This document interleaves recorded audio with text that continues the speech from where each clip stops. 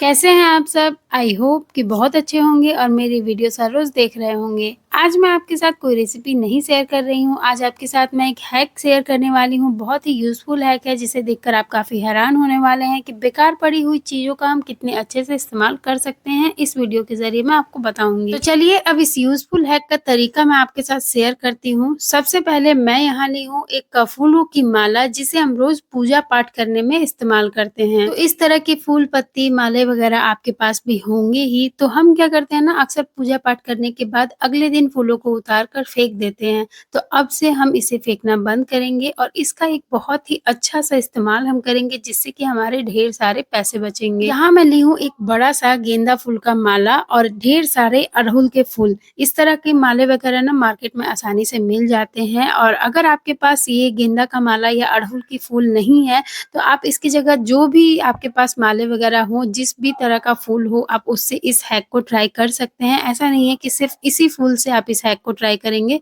ऐसा बिल्कुल भी नहीं है। आपके पास जिस भी तरह का फूल हो, उससे आप इस हैक को बिल्कुल ट्राई कर सकते हैं। तो यहाँ मैं क्या की हूँ ना कि इन फूलों को 2 जगह मैं डिवाइड कर ली हूँ क्योंकि मैं इससे 2 तरीके की ट्रिक आपके साथ शेयर करने वाली हूँ। तो अलग-अलग 2 जगह हम इस फूलों को डिवाइड कर लेंगे, बराबर-बराबर करने की ज़रूरत नहीं है, थोड़ा-थोड़ा भी आप रख सकते हैं। तो अभी जो एक प्लेट में माला है, उसे मैं रख रही हूँ ओवन में क्योंकि हमें इसे अच्छे से ड्राई करना है, सुखाना है। अगर आपके पास ओवन नहीं है, तो आप इसे कढ़ाई में भी सुखा सकते हैं।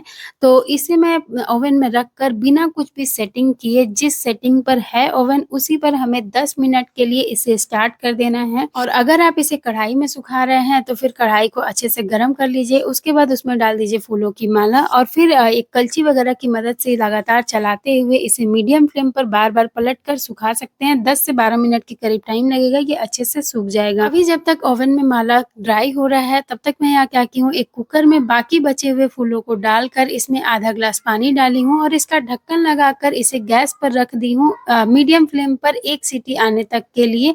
1 सीटी आने देना है, इससे ज़्यादा हमें इसमें सीटी दिलाने की ज़रूरत नहीं है। चलिए इसको रख देती हूँ गैस पर और ओवन में माला को रखे हुए 10 मिनट हो गया है और देखिए ये जल चुका है। तो मुझसे यहाँ पे गलती ये हो गई थी कि मैं इसमें टाइमिंग थोड़ा ज़्यादा सेट कर दी थी। आप इसकी टाइमिंग 7 से 8 मिनट तक के लिए ही लगाइएगा। एक बार चेक कर लीजिएगा बीच में, उसके बाद ही इसे और ज़्यादा टाइम के लिए सेट करिएगा। तो ये फूल ओवन में ही जल चुका है, कोई बात नहीं, खराब नहीं हुआ है, मुझे इसे जलाना ही था। लेकिन अगर ये फूल अच्छे से सूख गया रहता तो मैं इसके साथ कुछ और भी चीज़ें ऐड करके इसे ग्राइंड करती और उसके बाद इसे जलाती। फिर भी कोई बात नहीं है, अभी भी ये काम आ जाएगा। तो इस माला को हमें एक प्लेट वगैरह में रख लेना है और इसके बाद इसमें से जो धुआँ निकल रहा है, आपको दिख रहा होगा इस फूल से धुआँ निकल रहा है। इस धुएँ को मैं घर के चारों तरफ कोने-कोने में फैला दे रही हूँ, जिससे कि इस म घर में जो भी मच्छर हो, कीट वगैरह हो, वो सारा भाग जाएगा। इसके लिए हमें अलग से कॉइल वगैरह खरीदने की ज़रूरत नहीं पड़ेगी, गुड नाइट खरीदने की ज़रूरत नहीं पड़ेगी, तो इससे काम हो जाएगा। और साथ ही मैं आपको बता दूँ इसकी जो खुशबू थी ना इतनी गज़ब की थी, इतनी गज़ब की थी कि मैं शब्द से तो बता ही नहीं सकती।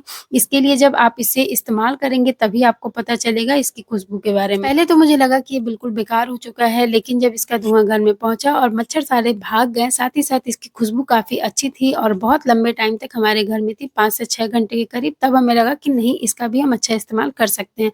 अगर आप इसे इस हैक को ट्राई करना चाहते हैं तो 10 मिनट के लिए आप ओवन में इसे रख लीजिएगा जिससे कि आप इस हैक को ट्राई कर सकते हैं। आपको काफ़ी पसंद आएगा और आपके बहुत पैसे भी बचेंगे। तो गलती से ही सही लेकिन काफ़ी अच्छा हैक है ये, आप इसे ट्राई कर सकते हैं, सबको बहुत पसंद आएगा। और चलिए अब दूसरे हैक की तरफ चलते हैं, तो जो कुकर में हमने फूलों को स्टीम होने के लिए रखा था वो स्टीम हो चुका है। 1 सीटी के बाद मैं इसका फ्लेम ऑफ कर दी थी।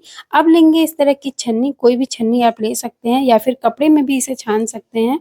और इसके बाद हमें इसे एक बाउल, कटोरे या ग्लास वगैरह में इसके सभी पानी को छान लेना है। फूलों को अलग कर देंगे और पानी को अलग कर लेंगे। तो देखिए इस पानी को हम छान कर निकाल लिए हैं और ये अभी भी गर्म है, तो इस गर्म पानी में हम डालेंगे कपूर। कपूर की क्वांटिटी आप कम-बेशी कर सकते हैं। मैं यहाँ आधा चम्मच के करीब कपूर डाली हूँ और कपूर को हमें अच्छे से तोड़कर गर्म पानी में ही डालना है, जिससे कि कपूर पानी के साथ अच्छे से मिक्स हो जाए।